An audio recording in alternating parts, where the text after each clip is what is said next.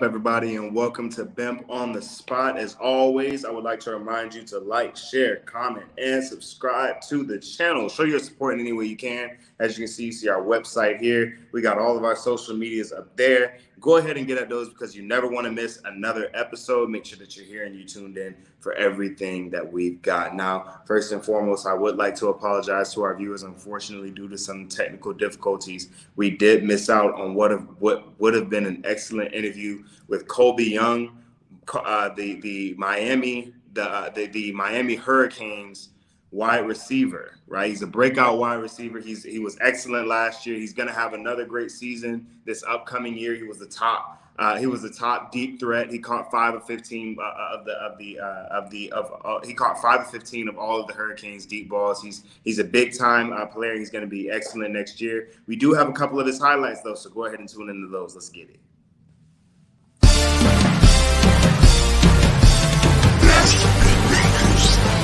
All I do is win, win, win, no matter what. Got money on my mind, I can never get enough. And every time I step up in the building, everybody hands go up. And they say yeah, and they say yeah, and they say yeah. Cause all I do is win, win, win. And if you go in into the end zone, he just loaded it into the waiting arms of Colby Young. And number 9 and number 88 combine again for the U.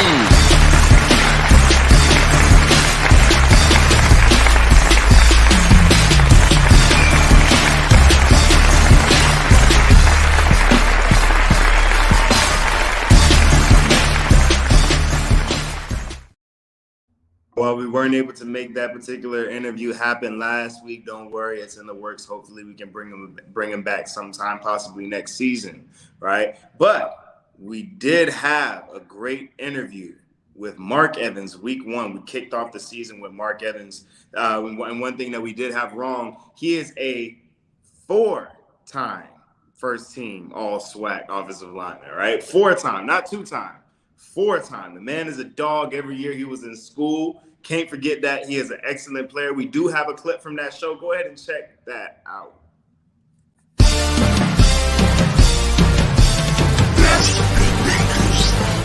All I do is win, win, win, no matter what. Got money on my mind, I can never get enough. And every time I step up in the building, everybody hands go up. And they stay there, and they say yeah, and they say there. Cause all I do is win, win, win. And if you going in, put your hands in the air, you can say that.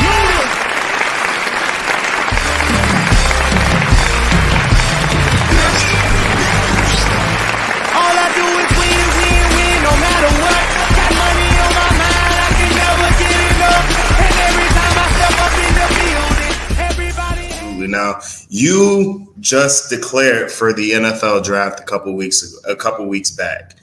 What was the feeling for you? Because you think about your entire journey up to this point, right? Not everybody gets into a position where they're able to do what you're about to do, right? So when you think about, from the 7th grade all the way up to now, all that work that you put in, what's the feeling for you when you finally had the opportunity to write those words that you're declaring for the 2023 NFL draft? What was that feeling like for you?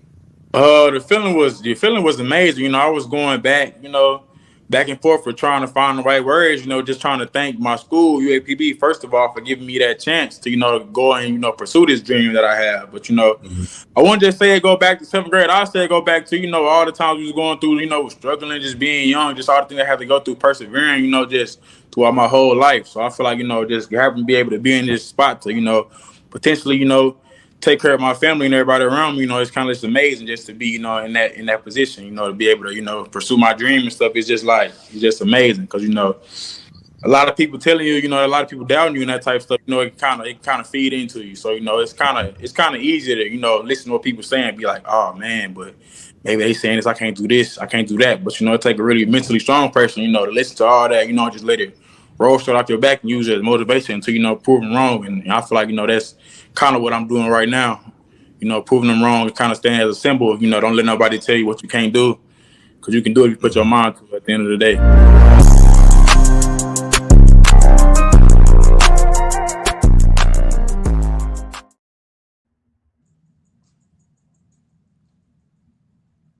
Now, Mark is, I apologize, everybody. There was a little delay there. Mark is a great dude. You understand what I'm saying? Everything that he's done up to this point. He's an excellent individual. I actually just had the opportunity to talk to him the other day. Nobody deserves it more than him, and I know nobody's going to work harder than him once he gets to that level, right? But I also want to remind you all, on Tuesday, them was still getting at it. We had our episode of T-shirts and Tea Tuesdays where they interviewed Drake Rowe, right? He came on talking about the credit search, financial services, all of that. Make sure y'all get at that episode and check out and get your weekly dose of knowledge, wisdom, information. T-shirts and Tea Tuesdays is always coming with it, but so is Bim.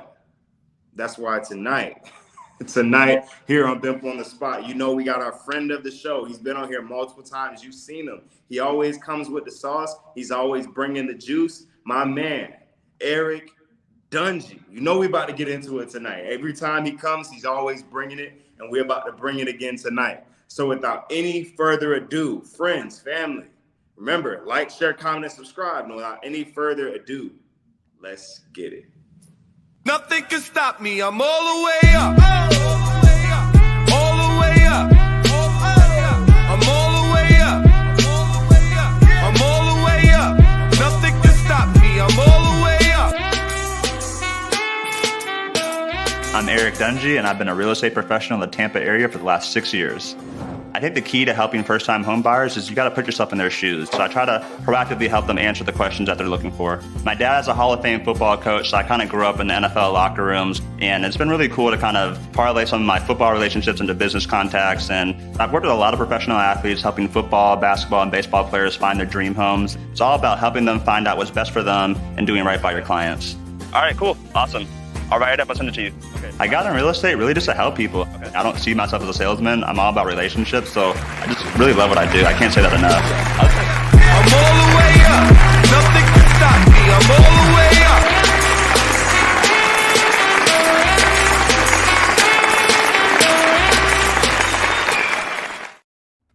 Eric, how you doing, man? Now, don't act like I ain't noticed that fresh twist that you had in there, man.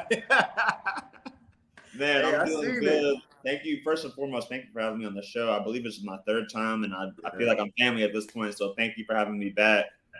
Oh, you know it, bro. Anytime you want to come on, you're welcome. And I'm glad that you accepted our invitation to come back because it's always up when you come through, man.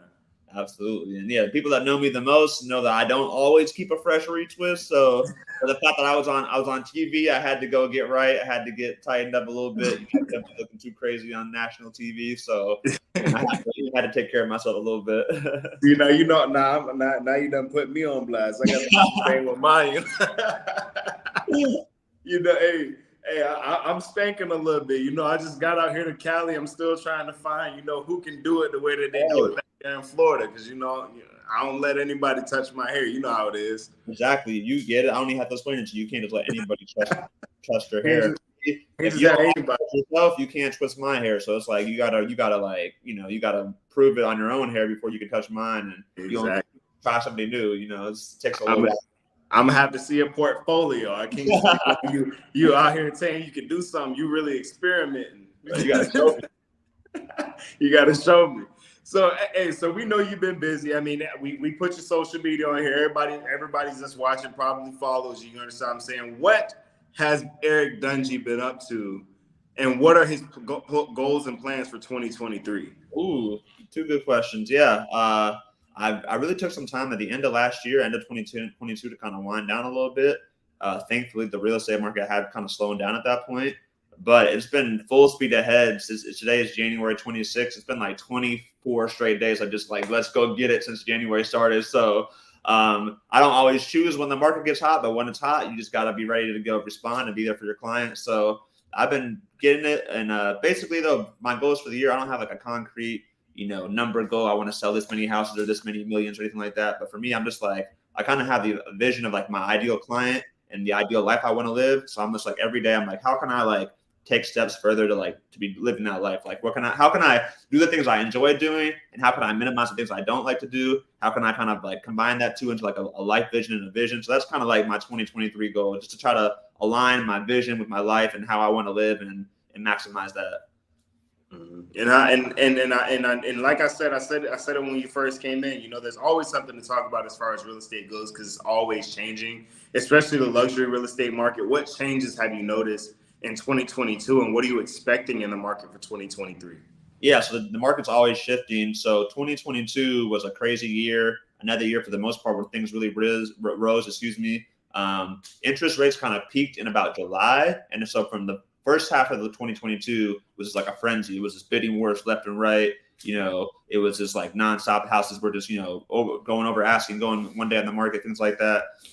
And then the rates got to a point where like buyers were just like, hey, we're sick of this. We're not paying no more money, basically. So from like, July, August until, November, December, things really started to slow down. All of a sudden you saw the price reductions. You saw homes in the market a little bit. Even my listings weren't selling. But then for whatever reason, I don't know if it was like New Year's resolutions or just people just got refocused after the holidays. But I've noticed in January in Tampa, and again, real estate is very, it's hyper local, but in Tampa, I've noticed like a big pickup. So buyers and sellers, I think the rates coming back down. They're about 6% now, so they're a little more tolerable for buyers. Mm-hmm. The rates are lower. The sellers are more realistic as far as what's a realistic price for their house. So it's created a balanced market where there's a lot of activity. You can still get a good deal. If you're a buyer, if you're selling a premium product, you can still get a top asking price. So I like where things are at in the real estate market right now. Hey man, that's awesome. And you know I'm gonna ask you about it. We took a clip from it in your intro now. First time home buyers. How did that happen? Like you went from working kind of with Compass almost behind the scenes, and you slowly seeing yourself kind of rise to the limelight of the real estate industry. So like what is that like? How did this happen? How did this come about? Like how did this develop into what it is? Yeah, it was a really cool experience, and it was very just organic and kind of out the blue. I don't know if people have seen the show or watched any of those similar shows. I grew up watching, House Hunters and some of those Flipper Flop, some of those fun real estate shows. And you always kind of think like, I wonder how they find the people. Like, how do they, how do they TV? Right. When do the cameramen come into play or whatever? And then like one day I got a call from the casting director, and they're like, hey, we're filming a season in Tampa. We came across your profile. Like we look kind of, we like what we see, and we want to follow you, one of your clients, around. And I'm just like me, like, what I mean? So it was just surreal that they chose me out of, I don't know how many thousands of realtors are in Tampa, right? But they chose me, and it was a really cool experience. Kristen, my client, was amazing. She was a great client to have in the show, and was able to kind of go with the flow of being filmed and things like that. But it was a really cool experience. Now, who was the first person that you called when you found out that she was going to be doing the show? Who was the first person you called? That's a good question. I can't remember, because part of it was like with shows, it's like you can't tell anybody for such a long time. Yeah. So, we filmed the show probably almost a year ago at this point. Wow. And then we had to sit on it for a while. Maybe 6 months ago, I should say. But we filmed it a good amount of time ago, but then we couldn't really say anything about it. So I remember like getting the call and being like, "Oh, that's crazy," and then be like, "All right, can't really tell anybody though. Got to keep it on the DL." I'm probably told a couple people, but like honestly, because I was like I was like, "Hey, I can't mess this up. I can't." Yeah. I would decide to keep it to myself until it aired. Man, that's excellent, bro. I mean, I was shocked. I'm like, what? I'm like, no doggone way. I'm sitting here looking at this. I'm like, there's no way. That's how I felt. You remember I DM'd you? I'm like, bro, this is crazy. When did you do this? I'm like, bro, this is awesome, man. And I was like, I can't, because, especially doing what you do and doing it as long and as well as you have, that has to be a gratifying feeling. Definitely. It's a cool feeling. I remember, just like everybody, when you first get into real estate, everybody takes the same class, and you start and everybody starts at the same level. And, for your first year, you're trying to establish yourself. And then, fast forward a couple years, just to kind of like be like, oh man, people are really kind of starting to see me as, an upper echelon realtor, or at least a standout realtor. It's just a cool feeling, It's especially when you're in the grind so much, you're just day by day, you're just trying to help your clients, you're trying to do what you got to do. sometimes you don't take the time to kind of stand back and smell the roses a little bit. So it was a kind of a surreal experience, and I got to watch it on the episode aired on Christmas Eve or Christmas Day, but I got to watch like with my family on Christmas. That was cool. And I had a watch party with some of my clients at the Buck Stadium, so that was cool as well. So just want to stop and just like enjoy the cool moments instead of just always being on the grind. Yeah, man, it's that has like, and I remember how I'm looking at, I'm like, man, I'm so happy for him. I'm like, dude, knowing all the work that you do and how hard you work for your clients, like, because that's a huge thing. A lot of people, and one of the things that I was told this morning is like, you have to have like a service mindset where it's like, I want to put my client in the best position to not only succeed, but to do well and to live well. You understand what I'm saying? Right. So when you do that so well and you spend so much time putting other people's needs before yours, because really that's what you're doing in your industry. You're focused on somebody else's needs and getting them where they want by getting them what they want, getting what you want or what you need. Right. So like now being able to look at it and be like, wow, like this is where I am. No, it's amazing. And like you said, like you really have to, like, service is the word I heard, and that's what really stood out to me. And that's like, you really have to have a servant's heart in this industry, because you're putting other people's needs first. Sometimes you're telling people not to buy something, even though like you could be making a commission, but you don't think it's a good deal for them, or things like that.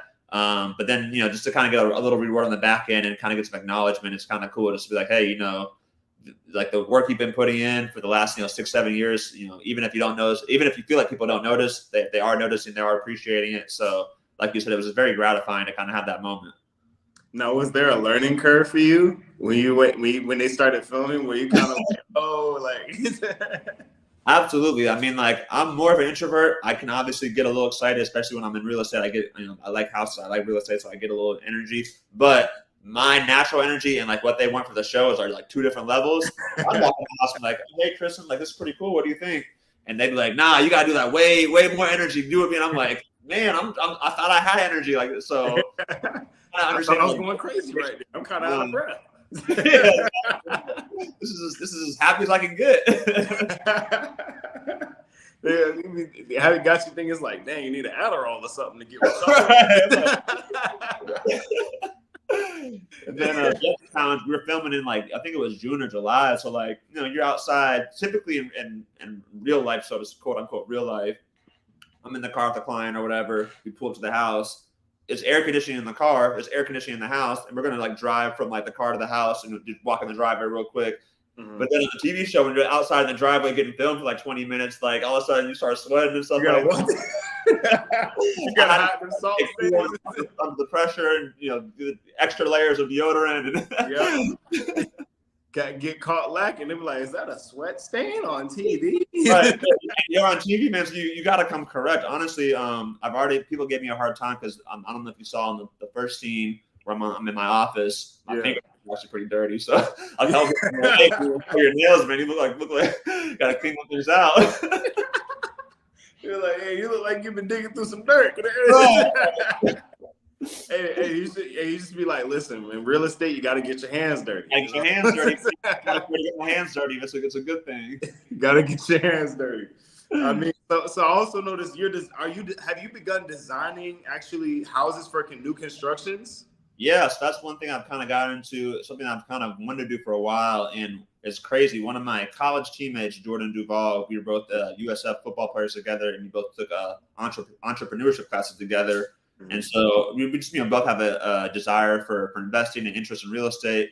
And so we purchased a plot of land together, and we're going through the process of designing it and building a spec home. And you talk about learning experiences, man, like building a home from scratch, like, bro, just the permitting, the codes, you're learning about what trees you can cut down, setbacks, engineering, architecture. Like I'm learning a lot right now, and I'm doing that kind of on the side while I do my real estate during the day. So I'm kind of doing that like on that's my 5 to 9, I guess you could say, is doing my own house. So I'm learning a lot, and it's keeping me busy for sure. Man, that's excellent, bro. Like, I mean, at what moment did you decide, okay, this is the right time, right? Because you said it's something that you always want to do. At what moment did it just click? Yeah, now it's time to do it. Yeah, we really just found a great opportunity on a piece of land that we bought. It's a lot over near Armature Works near Tampa Heights. It's just an area that I feel confident in that it's going to keep growing. But my business partner Jordan, he's very aggressive. He's always looking for deals, and so he's always pitching deals to me. And I'm a little bit more conservative, so I'm like, I don't know about this one. At the right time, but he brought one to me, and I was like, you know what? This actually looks pretty good. Like I think it's one of those things where like. When you know, so you look at the numbers like, actually, I like this. This looks like this could be a winner here. So it was just kind of one of those things. It wasn't like a crazy moment, but I was just kind of like, actually, I think we need to go ahead and lock this one up. So, put the money together to get the down payment, and now here we are.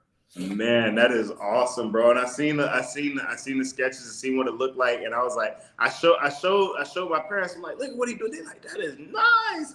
It's nice, isn't it? Like, man, it's like and like your imagination, like, right? Is it something like you were building this concept over time, right?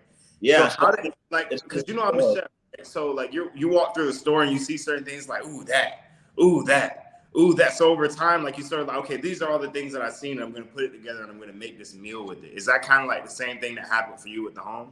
Yeah. So it's been like a collaborative process, and like part of it's like I've had different kind of just general visions of like houses in my mind of like, oh, okay, if I lived on this type of property, I'd want to build a house like this and this. So I have a certain kind of like template of a house in my mind.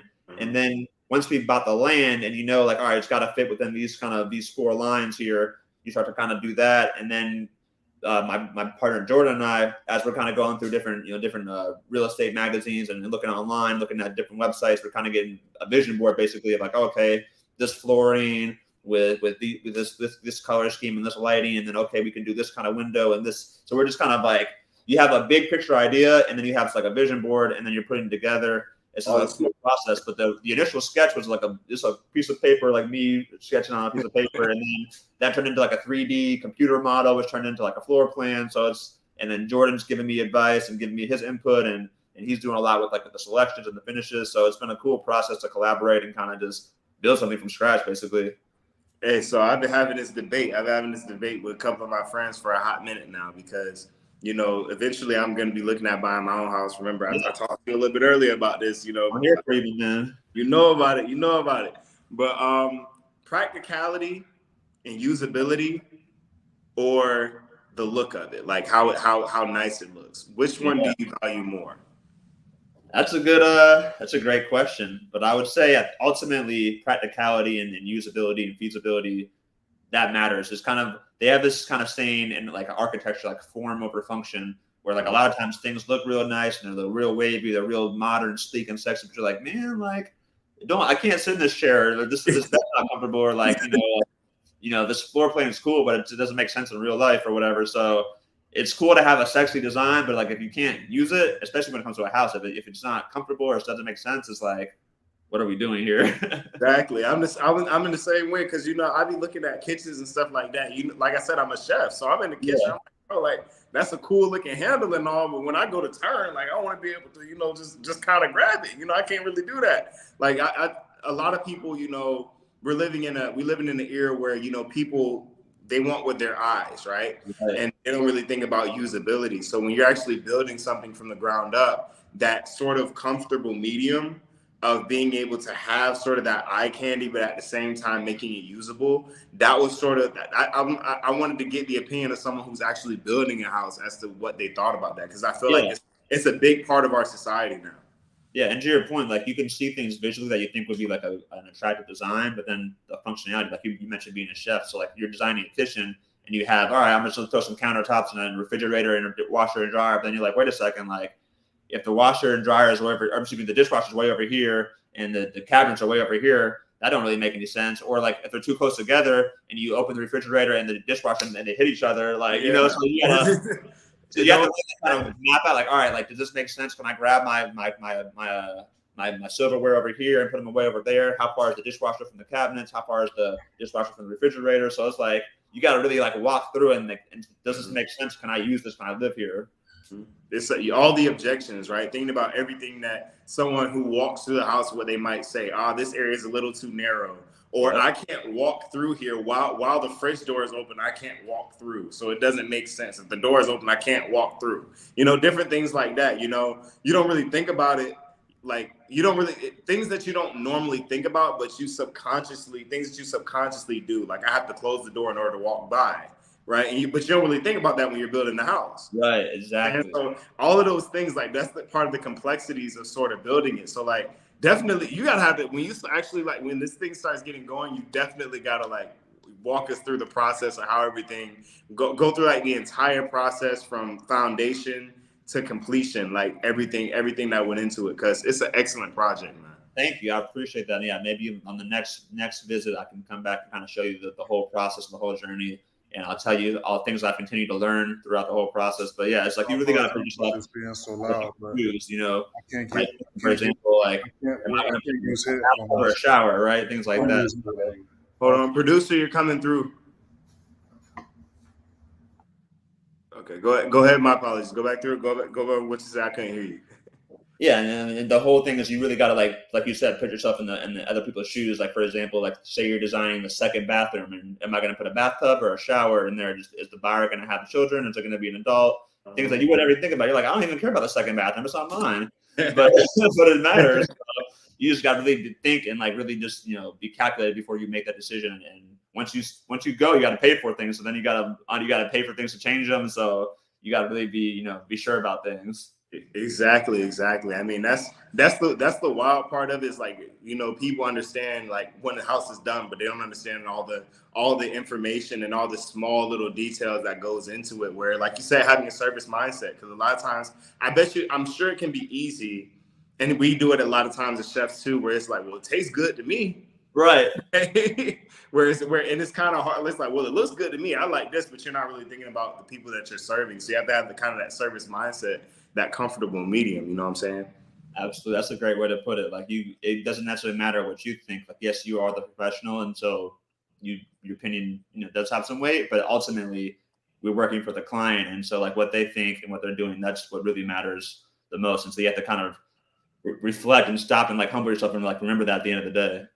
Exactly. I mean, I appreciate you coming on. We're going to let you go. I know you're a very busy man. But as always, I appreciate you coming on. You're always one of the best shows of the season. It always goes smooth. Everything we always come in right at the same wavelength, bro. It's always smooth when you come on the show, man. Thank you, man. I love catching the vibes with you. So I'll be back next season and whenever you'll have me. But I appreciate it. For sure, man. We're always glad to have you, man. All love. I appreciate you, man. Absolutely. Awesome.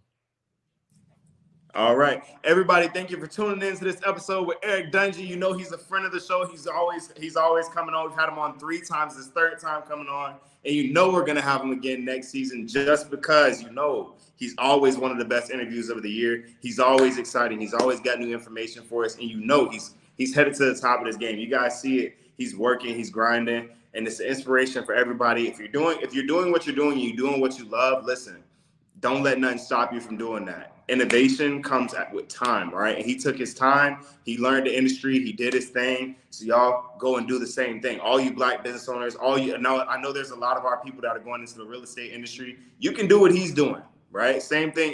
It's like he said, everybody starts out at the same level. You just have to have the mindset and the perseverance when things are going well and when things aren't going well to push through and make your way.